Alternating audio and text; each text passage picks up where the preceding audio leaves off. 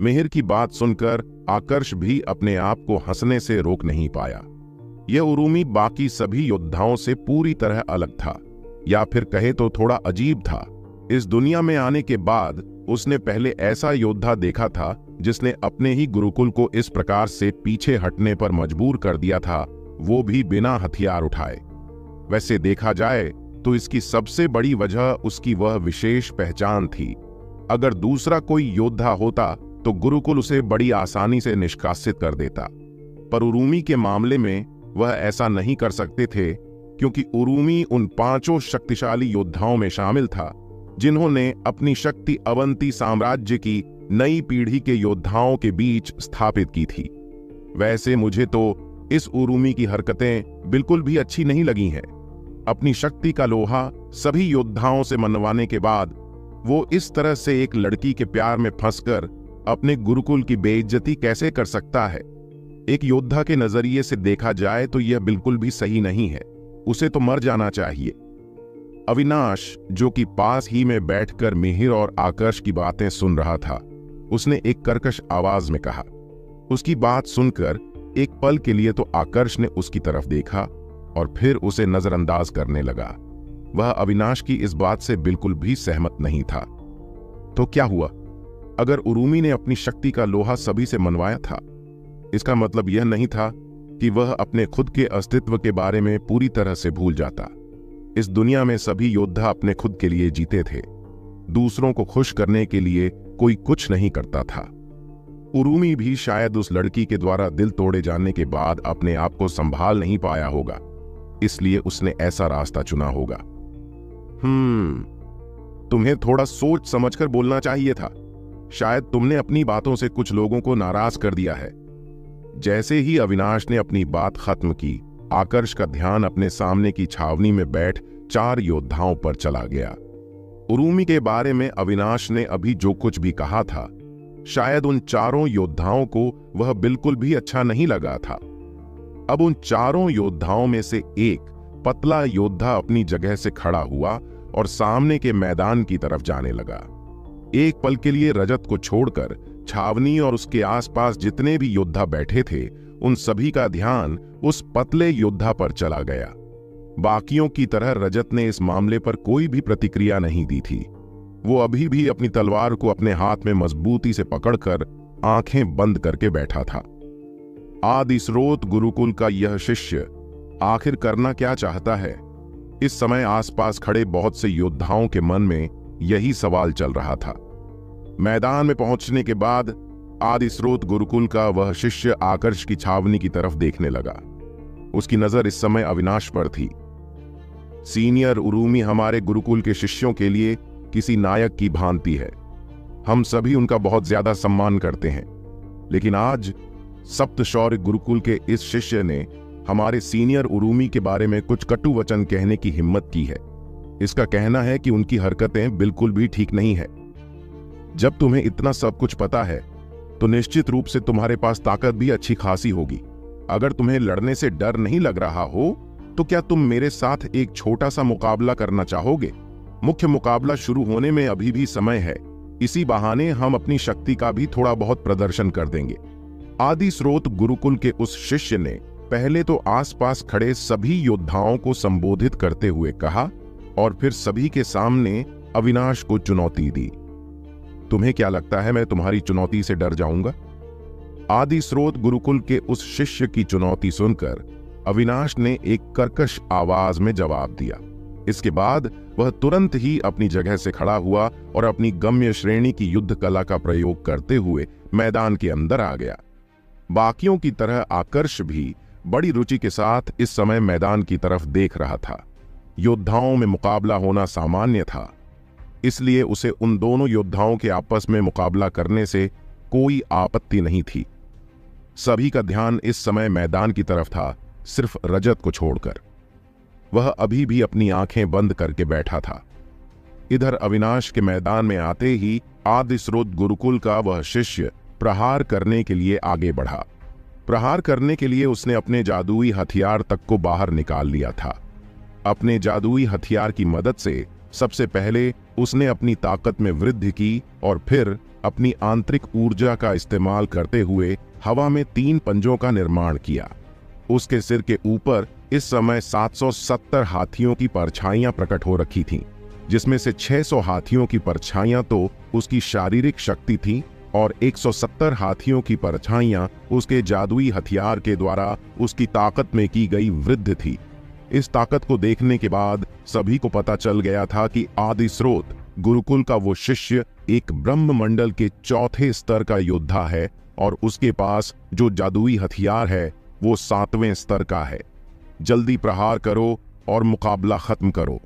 तुम्हारे साथ लड़ने के अलावा मुझे और भी कई काम है।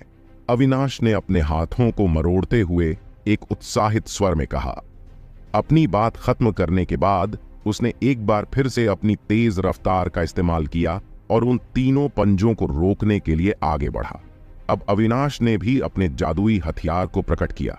उसका जादुई हथियार एक 7वें स्तर की जादुई तलवार थी।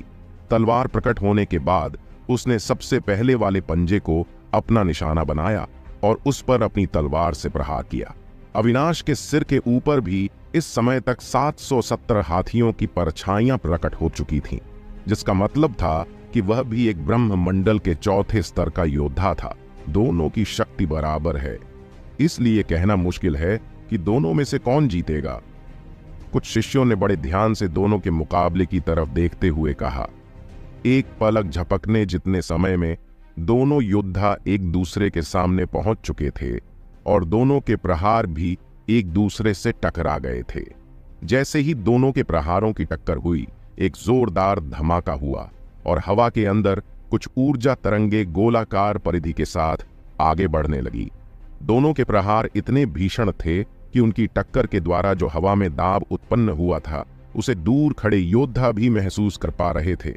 दोनों ही योद्धाओं की ताकत समान थी, इसलिए दोनों में से कोई भी पहले हार मानने को तैयार नहीं था। दोनों बिना रुके एक के बाद एक दूसरे पर प्रहार किया जा रहे थे।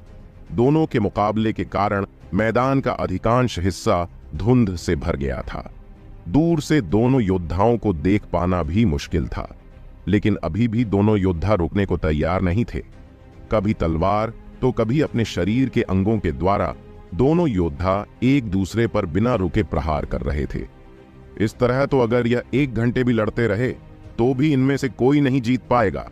जीतने के लिए इनमें से किसी न किसी को तो अपने प्रतिद्वंद्वी की किसी कमजोरी का फायदा उठाना होगा।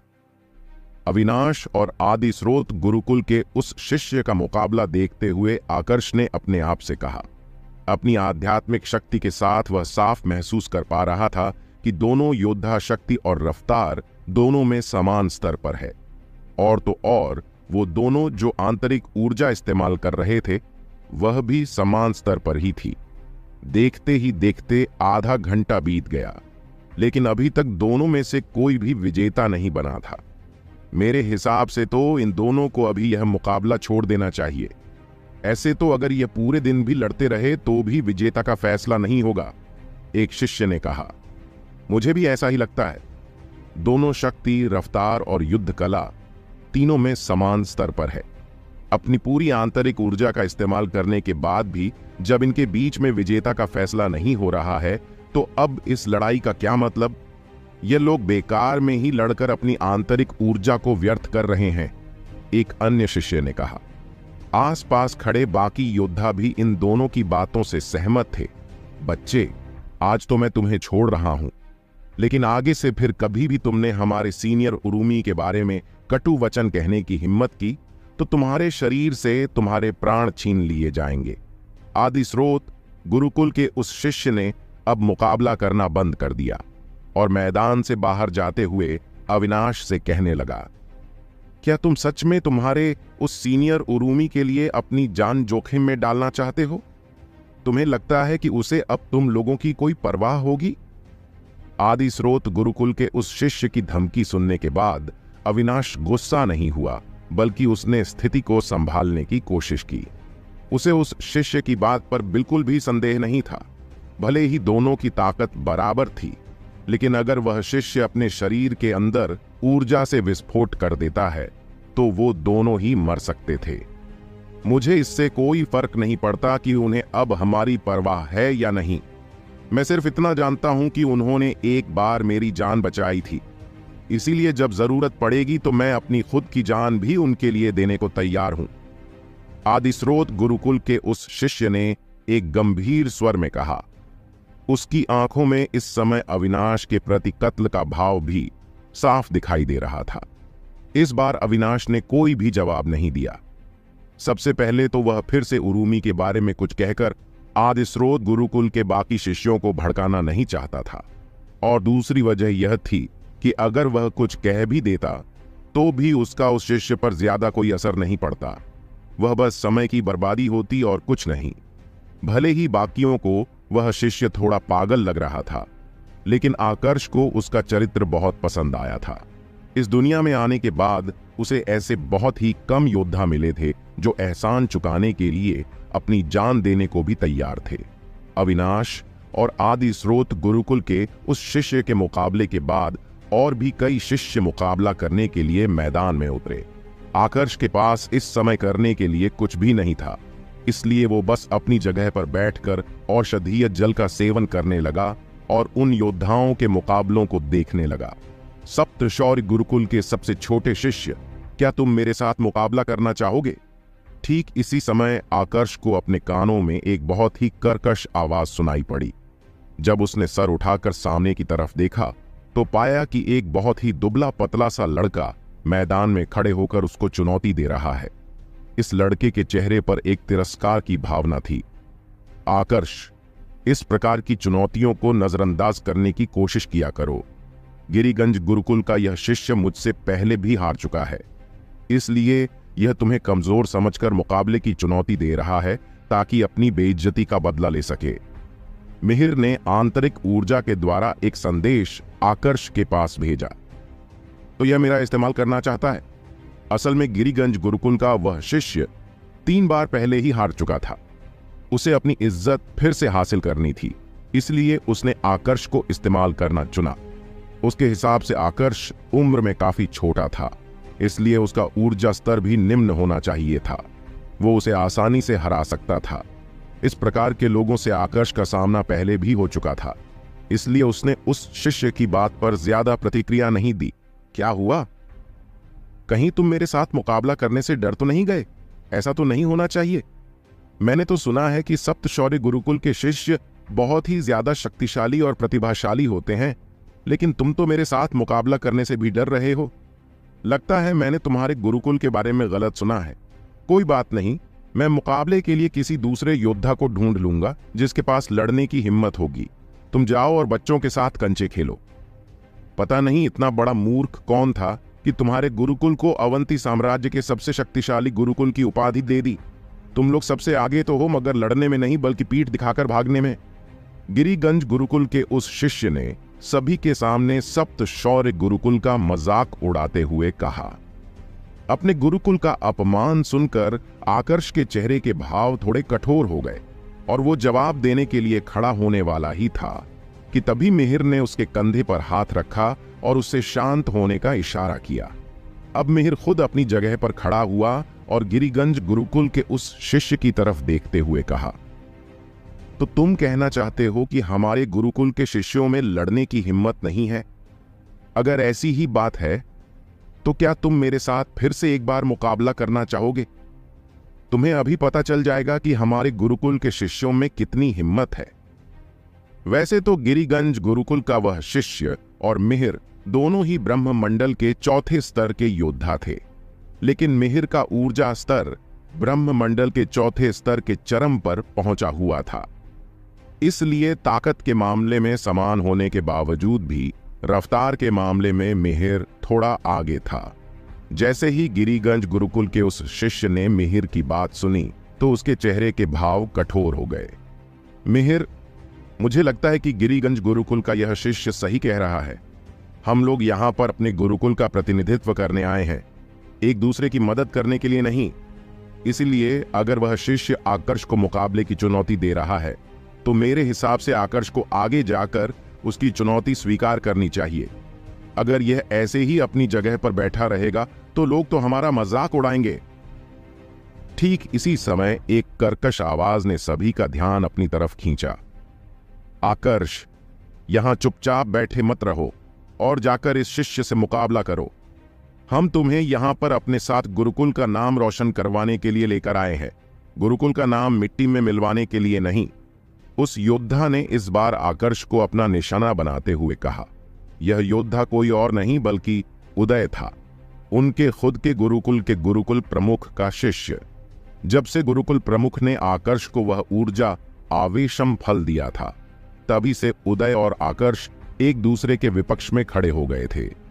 आकर्ष उदय की आंखों में किसी कांटे की भांति चुभ रहा था। वो आकर्ष को सबक सिखाने का एक सही मौका तलाश कर रहा था, और अब जब मौका खुद चलकर उसके पास आ गया था तो वह उसे अपने हाथों से कैसे जाने दे सकता था। उदय, तुम्हें पता भी है तुम क्या कर रहे हो? तुम सप्तशौर्य गुरुकुल के शिष्य हो, गिरिगंज गुरुकुल के नहीं। फिर तुम सभी के सामने गिरिगंज गुरुकुल के एक शिष्य का पक्ष कैसे ले सकते हो? तुम्हें पता भी है इससे हमारे गुरुकुल की साख पर क्या प्रभाव पड़ेगा? मिहिर ने एक धीमी मगर गुस्से से भरी आवाज में उदय से कहा। मिहिर, यहां बात हमारे गुरुकुल की इज्जत की है। अगर उसने आकर्ष को चुनौती दी है तो आकर्ष को जाकर उससे मुकाबला करना चाहिए। अविनाश, तुम्हारा इस बारे में क्या कहना है? उदय ने पहले तो मिहिर की बात का जवाब दिया और फिर पास ही में बैठे अविनाश से पूछा। मैं भी तुम्हारी बात से सहमत हूं। अगर चुनौती आकर्ष को मिली है तो जाकर इसे ही मुकाबला करना चाहिए, अविनाश ने एक कर्कश आवाज में कहा। अविनाश और उदय दोनों जानबूझकर आकर्ष को अपना निशाना बना रहे थे। उदय की नफरत का कारण था ऊर्जा आवेशम फल, वही अविनाश की नफरत का कारण था एल्डर पाणी के द्वारा आकर्ष को उन सभी से बेहतर बताना। आकर्ष ने जब उन दोनों का जवाब सुना तो उसके चेहरे पर एक शैतानी मुस्कुराहट आ गई। दोनों पहले ही उसके विपक्ष में जा चुके थे, इसलिए अब आकर्ष उन दोनों पर बिल्कुल भी दया नहीं दिखाने वाला था। इतना तो उसे भी पता था कि वह दोनों मन ही मन उससे बहुत ज्यादा नफरत करते हैं, लेकिन इसकी उम्मीद उसने बिल्कुल भी नहीं की थी कि दोनों सभी के सामने उसका इस तरह से मजाक बनाने की कोशिश करेंगे। आखिरकार वह चारों एक ही गुरुकुल से थे। ऐसी स्थिति में चारों को एक दूसरे का पक्ष लेना था, लेकिन वह दोनों अपनी नफरत के चक्कर में अपने खुद के गुरुकुल के शिष्य का ही पत्ता साफ करने में लगे हुए थे। यह पहली बार नहीं था जब आकर्ष को दूसरों से नफरत मिली थी। उसके साथ तो हमेशा से यही होते आया था। जो भी उसके विपक्ष में जाता था, उनके साथ आकर्ष दो तरीकों से मामले को शांत करने की कोशिश करता था। पहले तो यदि दुश्मन उससे ज्यादा शक्तिशाली है तो वह तब तक इंतजार करता था जब तक उसका दुश्मन कोई गलती ना कर दे, या फिर वो खुद अपने दुश्मन से ज्यादा शक्तिशाली न बन जाए। और यदि दुश्मन उससे कमजोर है तो वह जितना जल्दी हो सके उसे अपने रास्ते से हटा देता था। कुछ एक स्थिति में वो अपने दुश्मन को प्रहार करने का मौका भी देता था। उदाहरण के लिए एल्डर अमरीश। एल्डर अमरीश मूल मंडल के निम्न स्तर में था। वह चाहता तो शुरुआत से ही सहस्त्र जीत से उसे खत्म करवा देता, लेकिन उसने ऐसा नहीं किया, क्योंकि जितना एल्डर अमरीश उसको चोट पहुंचाने की कोशिश कर रहा था, आकर्ष को आगे बढ़ने का उतना ही ज्यादा प्रोत्साहन मिल रहा था। गुरुकुल में एल्डर अमरीश उसका कुछ भी नहीं कर सकता था, इसलिए उसे बिल्कुल भी डर नहीं था। साथ में उससे बचाव के लिए वह अपने खुद के ऊर्जा स्तर पर भी और अधिक काम कर रहा था। जब दोनों तरफ उसका ही फायदा हो रहा था तो वह एल्डर अमरीश को इतनी जल्दी खत्म क्यों करता? अगर दूसरी कोई स्थिति होती तो आकर्ष उदय और अविनाश को भी ऐसे ही जाने देता, लेकिन आज स्थिति सामान्य नहीं थी। सभी के सामने अपने गुरुकुल के शिष्य का पक्ष न लेना यह गुरुकुल की दृष्टि में अपराध था। प्रतिस्पर्धा सबके बीच में होती है, लेकिन बाहरी लोगों के सामने अपनों को छोड़ देना यह माफ करने लायक अपराध नहीं था। तुम दोनों पागल हो गए हो क्या? उदय और अविनाश का ऐसे आकर्ष पर दबाव देना मिहिर को बिल्कुल भी पसंद नहीं आया था। उसे भी उन दोनों पर बहुत ज्यादा गुस्सा आ रहा था, लेकिन वह कुछ कर भी नहीं सकता था, क्योंकि उदय और अविनाश दोनों की ताकत के सामने उसकी ताकत कुछ भी नहीं थी। आकर्ष, तुम्हें इन दोनों की बात पर ध्यान देने की कोई जरूरत नहीं है। मुकाबला करना या ना करना पूरी तरीके से तुम्हारा खुद का फैसला है। इसके लिए कोई भी तुम पर दबाव नहीं दे सकता है, मिहिर ने आकर्ष को समझाते हुए कहा। इधर जब उस गिरिगंज गुरुकुल के शिष्य ने देखा कि आकर्ष के खुद के गुरुकुल के शिष्य उसी के विपक्ष में खड़े हैं, तो उसके चेहरे पर एक मुस्कुराहट आ गई। आकर्ष, डरपोक की तरह वहां पर बैठे क्यों हो? आओ और मुझसे मुकाबला करो। तुम्हें अपने गुरुकुल का नाम बचाना है। अगर तुम मुकाबला नहीं करोगे तो हम सभी को यही लगेगा कि तुम्हारा गुरुकुल कमजोर है। वैसे अगर तुम चाहो तो मुकाबले के लिए मना भी कर सकते हो, लेकिन इसके लिए पहले तुम्हें मेरे पैरों में गिरकर मुझसे माफी मांगनी होगी और सभी के सामने इस बात को स्वीकार करना होगा कि तुम्हारे अंदर मुझसे लड़ने की हिम्मत नहीं है। केवल तभी ही तुम यहां से बचकर जा सकते हो, अन्यथा तुम्हें मेरे साथ हर कीमत पर मुकाबला करना होगा। गिरिगंज गुरुकुल के उस शिष्य ने कहा।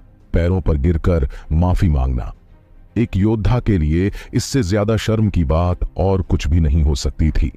जैसे ही गिरिगंज गुरुकुल के उस शिष्य ने अपनी बात खत्म की, आसपास खड़े बाकी सभी योद्धा आकर्ष पर हंसने लगे। अब तुम क्या करोगे आकर्ष? यह मत कहना कि तुम सच में उसके पैरों पर गिरकर माफी मांगने वाले हो। बाकियों के साथ उदय ने भी आकर्ष का मजाक उड़ाते हुए कहा।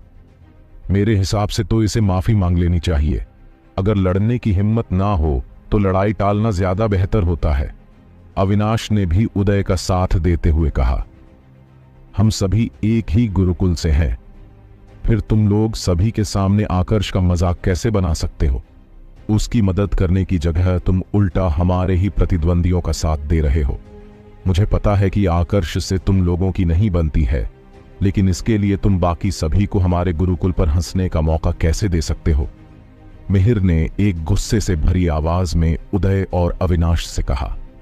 अगर वो दोनों वर्धमान सिंह राठौड़ और विभाग प्रमुख सुग्रीव के शिष्य नहीं होते तो शायद मिहिर इस समय तक उन पर प्रहार भी कर चुका होता। तो तुम्हारे कहने का मतलब यह है कि हम गुरुकुल का मजाक बना रहे हैं? हमें कुछ कहने से पहले तुम इस आकर्ष से कुछ क्यों नहीं कहते? असल में तो यह हमारे गुरुकुल का मजाक बना रहा है। अगर इसको मुकाबला नहीं करना है तो मना कर दे, लेकिन ये भाई साहब तो यहाँ पर आराम से बैठे हुए हैं और गुरुकुल का मजाक बनते देख रहे हैं। मैं तो बस इसे मुकाबला करने का कह रहा हूँ ताकि हमारे गुरुकुल पर कोई हंस ना सके। अगर ऐसा करना गलत है तो तुम ही बताओ कि ज्यादा बेहतर उपाय क्या है? उदय ने गुस्सा होते हुए कहा। यह बस एक मुकाबला ही तो है और इसके अलावा हमारे आकर्ष के पास तो लड़ने का अच्छा खासा अनुभव भी है। गुरुकुल में सभी इसे अपराजय योद्धा कहते हैं। मैंने सुना है कि इसके पास अपने से शक्तिशाली योद्धाओं को हराने की क्षमता भी है। जब इसके पास इतना सब कुछ है तो यह डर किस बात से रहा है? अविनाश ने भी अपने मन की भड़ास निकालते हुए कहा। लड़ने का अनुभव और अपने से शक्तिशाली योद्धा को हराने की क्षमता। अविनाश यहां पर आकर्ष के जीवन और मृत्यु के अखाड़े में प्रवेश करके मुकाबला करने वाली बातों को निशाना बना रहा था। सप्तशौर्य गुरुकुल में आकर्ष कभी भी किसी मुकाबले में नहीं हारा था। अविनाश आकर्ष की इस अपराजयता को निशाना बनाकर उसे मुकाबला करने के लिए मजबूर कर रहा था। उसके कहने का मतलब यह था कि अगर आकर्ष गुरुकुल में आज तक कोई मुकाबला नहीं हारा है तो गुरुकुल के बाहर मुकाबला करने में क्या समस्या है? कहीं तुम्हारे कहने का मतलब यह तो नहीं है कि यह तुम्हारे गुरुकुल का एक अपराजय योद्धा है? अगर यह अपराजय है तो यहाँ पर बैठे बाकी योद्धा क्या है? अगर इसके जैसा डरपोक भी एक अपराजय योद्धा बन सकता है तो हम सब तो इससे बहुत आगे निकल चुके हैं। हमें तो अब आपस में मुकाबला करने की भी कोई जरूरत नहीं है। अविनाश की बात सुन गिरिगंज गुरुकुल के उस शिष्य ने जोर से हंसते हुए कहा। अपराजय योद्धा। कुछ समय के लिए इन दो शब्दों को लेकर आसपास खड़े सभी योद्धा आकर्ष को ही अपना निशाना बनाने लगे। मुझे नहीं लगा था कि सप्तशौर्य गुरुकुल इतना आगे निकल चुका है। इस गुरुकुल में एक 21 से 22 वर्षीय बच्चे को भी अपराजय योद्धा की उपाधि मिली हुई है, तो फिर न जाने इस गुरुकुल के यह बाकी 3 शिष्य कितने ज्यादा शक्तिशाली होंगे। मुझे नहीं लगता कि हम में से कोई इन्हें हरा भी सकता है। सही कह रहे हो। अगर यह इतनी जल्दी अपने गुरुकुल का अपराजय योद्धा बना है तो वह समय ज्यादा दूर नहीं है जब यह अपने आप को पूरे अवंती साम्राज्य का सबसे शक्तिशाली योद्धा घोषित कर देगा। ऐसे योद्धा को तो हमारे गुरुकुल में होना चाहिए। हमें ऐसे योद्धा की बहुत ज्यादा जरूरत है जो अपनी शारीरिक शक्ति से नहीं बल्कि अपनी मानसिक शक्ति से सबसे ताकतवर बना हो। हमें भी इससे यह सीखना है कि अपने ख्यालों में सबसे शक्तिशाली योद्धा कैसे बन जाता है। देखते ही देखते आसपास खड़े सभी योद्धा आकर्ष को लेकर तरह तरह की बातें करने लगे। सुनने में एक पल के लिए ऐसा लग सकता था जैसे वह सभी आकर्ष की तारीफ कर रहे हैं, लेकिन असल में वो सभी आकर्ष को नीचा दिखा रहे थे। उनका यह मजाक काफी लंबे समय तक चलता रहा। सभी ने अपना मुंह सिर्फ तब बंद किया जब उन्होंने देखा कि आकर्ष अब अपनी जगह पर नहीं है। सभी का ध्यान अब एकदम से मैदान की तरफ चला गया। मैदान में गिरिगंज गुरुकुल के उस शिष्य के ठीक सामने इस समय एक और शिष्य खड़ा था, जो कि वहां मौजूद सभी योद्धाओं में उम्र में सबसे छोटा था। आकर्ष के अलावा यह योद्धा भला और कौन हो सकता था? सप्तशौर्य गुरुकुल का यह शिष्य सच में मुकाबला करने वाला है? मुकाबला शब्द इसके लिए सही नहीं है। मेरे ख्याल से तो तुम्हें यह कहना चाहिए कि यह शिष्य गिरिगंज गुरुकुल के उस शिष्य के हाथों पिटने वाला है। भले ही गिरिगंज गुरुकुल का वह शिष्य दिखने में कमजोर है, लेकिन मुझे नहीं लगता कि सप्तशौर्य गुरुकुल का यह शिष्य उसे हरा सकता है। देखना, कुछ ही देर में यह पीट कर मैदान से बाहर आ जाएगा। कुछ योद्धा अभी भी आकर्ष का मजाक उड़ाने का एक भी मौका नहीं छोड़ रहे थे। आकर्ष पहली बार इस मुकाबले में भाग ले रहा था, इसलिए उसकी ताकत और क्षमता के बारे में यहां मौजूद किसी भी शिष्य को पता नहीं था। आकर्ष को मैदान में देख सबसे ज्यादा खुश उदय और अविनाश थे। इतना खुश तो गिरिगंज गुरुकुल का वो शिष्य भी नहीं था जिसने आकर्ष को चुनौती दी थी।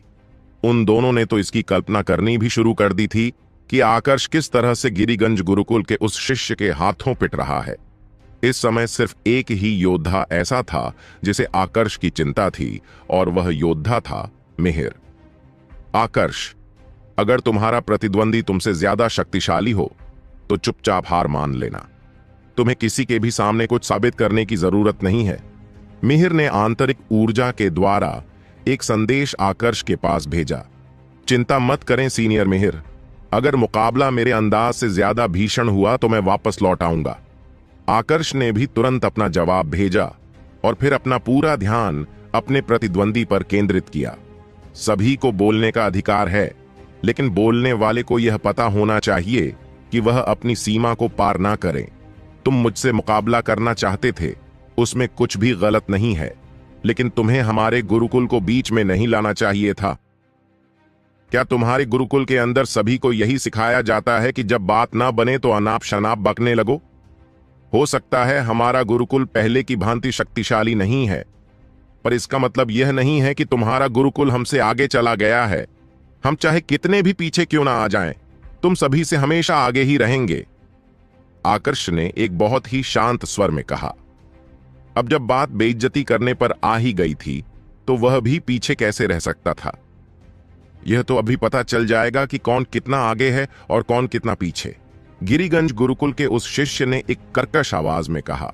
अपनी बात पूरी करने के बाद उसने तुरंत ही अपनी आंतरिक ऊर्जा का इस्तेमाल किया, जिसके बाद उसके सिर के ऊपर 600 हाथियों की परछाइयां प्रकट हो गईं। यह शिष्य भी ब्रह्ममंडल के चौथे स्तर का योद्धा था। मरने के लिए तैयार हो जा लड़के, उस शिष्य ने चेतावनी देते हुए कहा। अगर तुम मुझे खत्म करना चाहते हो तो इसके लिए तुम्हारे पास ऐसा करने की काबिलियत भी होनी चाहिए, जो कि तुम्हारे पास नहीं है। आकर्ष ने एक शांत स्वर में जवाब दिया। आसपास खड़े योद्धाओं ने जब आकर्ष की बात सुनी तो वो सभी आकर्ष की तरफ बड़े ही अजीब तरीके से देखने लगे। क्या यह लड़का पागल हो गया है? यह ब्रह्ममंडल के चौथे स्तर की योद्धा की काबिलियत पर संदेह कैसे कर सकता है? अगर दूसरा कोई होता तो समझ में भी आता, लेकिन इसके जैसा बच्चा दूसरे की काबिलियत पर सवाल कैसे उठा सकता है? बात तो यह ऐसे कर रहा है जैसे यहां मौजूद सभी योद्धाओं में यह सबसे शक्तिशाली है। आसपास खड़े सभी योद्धा एक बार फिर आकर्ष पर टिप्पणी करने लगे। इस बार वह सभी आकर्ष का मजाक नहीं उड़ा रहे थे, बल्कि उसके कहे शब्दों पर गुस्सा थे। सबसे ज्यादा गुस्सा तो गिरिगंज गुरुकुल का वह शिष्य था जिसने आकर्ष को चुनौती दी थी। अपने गुस्से के प्रभाव में वो आकर्ष पर प्रहार करने वाला ही था कि ठीक तभी, लगता है तुम बच्चों को एक नया खेल मिल चुका है। मुकाबला शुरू भी नहीं हुआ है और तुम सभी ने अभी से लड़ना प्रारंभ कर दिया है। एक शांत और शिष्टता से भरी आवाज सभी को सुनाई पड़ी, जिसे सुनने के बाद सभी मैदान की दूसरी तरफ देखने लगे। दूसरी तरफ से एक व्यक्ति चलकर उन सभी की ओर आ रहा था। प्रणाम गुरुकुल प्रमुख। उस इंसान को देखते ही आसुरी कमलाद गुरुकुल के सभी शिष्य एक साथ अपनी जगह से खड़े हुए और सम्मान पूर्वक अपना सर झुकाते हुए उस इंसान को प्रणाम करने लगे। सिर्फ रजत ही था जो अभी भी अपनी आंखें बंद करके बैठा था। क्या यह इंसान आसुरी कमलाद गुरुकुल का प्रमुख है? आकर्ष ने बड़े ध्यान से उस इंसान की तरफ देखते हुए अपने आप से पूछा। इस इंसान ने लाल रंग के कपड़े पहन रखे थे और इसकी दाढ़ी भी काफी बढ़ी हुई थी। उसके शरीर से एक बहुत ही शक्तिशाली आभा निकल रही थी और उसकी आंखों में एक स्थिरता थी जो कि यह प्रदर्शित कर रही थी कि इस प्रकार का इंसान आसानी से अपना संतुलन खोने वाला नहीं है। सिर्फ उस इंसान को देखकर ही आकर्ष समझ गया था कि इस प्रकार के इंसान को साधारण समझना सबसे बड़ी भूल है। ऐसे लोग बहुत ही ज्यादा शातिर होते हैं जो दूसरों के सामने दिखाते हैं कि उन्हें किसी भी बात से कोई फर्क नहीं पड़ रहा है, लेकिन मन ही मन वो प्रत्येक चीज को नियंत्रित करने की कोशिश करते हैं। उस साल जब हमने एक शिष्य के रूप में इस मुकाबले में भाग लिया था, तब हमने भी तो मुकाबला शुरू होने से पहले ही लड़ना प्रारंभ कर दिया था। क्या आपको याद नहीं है? एक और आदमी ने मैदान में प्रवेश किया और सभी का ध्यान अपनी तरफ आकर्षित कर लिया। यह एक मध्य अवस्था का आदमी था जिसने काफी सामान्य से कपड़े पहन रखे थे। देखने से वह किसी योद्धा की भांति बिल्कुल भी नहीं लग रहा था। प्रणाम गुरुकुल प्रमुख। उस इंसान को देख अब चंद्रिका गुरुकुल के सभी शिष्य एक साथ खड़े हुए और सभी ने अपना सर सम्मान पूर्वक झुकाते हुए प्रणाम किया। चंद्रिका गुरुकुल के शिष्यों द्वारा उस इंसान को प्रणाम करने के बाद सभी को उस इंसान की पहचान का भी पता चल गया था। यह मध्य अवस्था का इंसान चंद्रिका गुरुकुल का गुरुकुल प्रमुख था। मुझे आज भी याद है कि उस साल जब हम सभी ने उस मुकाबले में भाग लिया था, तब वर्धमान सिंह ने हम सभी को अपनी तलवार के एक प्रहार से पीछे हटने पर मजबूर कर दिया था। उस समय कोई भी ऐसा नहीं था जो वर्धमान सिंह को हरा सकता था। ठीक इसी समय एक और इंसान की आवाज सभी को सुनाई पड़ी। आकर्ष ने जब आवाज के स्रोत की तरफ देखा तो पाया कि यह आवाज एक मध्य अवस्था के आदमी की है जो उसके गुरुकुल के गुरुकुल प्रमुख वर्धमान सिंह राठौर के साथ चलते हुए मैदान के अंदर प्रवेश कर रहा है। प्रणाम गुरुकुल प्रमुख।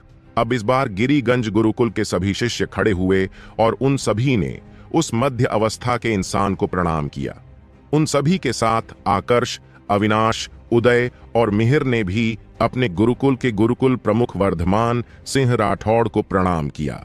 यह सब अतीत की बातें हैं, इन्हें बच्चों के सामने कहने का क्या फायदा? जो बात बीत चुकी है उसे याद करने का कोई मतलब नहीं है। अभी के समय तो हमें अपने गुरुकुल की इस नई पीढ़ी के शिष्यों की तरफ अपना पूरा ध्यान केंद्रित करना चाहिए। वर्धमान सिंह राठौड़ ने एक शांत स्वर में कहा। बिल्कुल ठीक कहा वर्धमान सिंह। अब हम जैसे उम्र दराज लोगों से कौन पूछने वाला है कि हमारे पास कितनी ताकत है? सब नई पीढ़ी की ही बात कर रहे हैं। अब सबसे आखिर में एक और आवाज ने सभी का ध्यान अपनी तरफ खींचा। यह आवाज भी एक मध्य अवस्था के इंसान की थी, जिसे देखने के बाद आदि स्रोत गुरुकुल के सभी शिष्य अपनी जगह से खड़े हुए और उन्हें प्रणाम करने लगे। इससे इस आदमी की पहचान भी स्पष्ट हो गई थी। यह आदि स्रोत गुरुकुल के गुरुकुल प्रमुख थे। पांचों गुरुकुलों के गुरुकुल प्रमुखों के आने के बाद अब 10 लोगों के एक छोटे से समूह ने मैदान में प्रवेश किया। यह पांचों गुरुकुलों के एल्डर थे। प्रत्येक गुरुकुल से 2-2 एल्डर इस बार इस मुकाबले को देखने आए थे।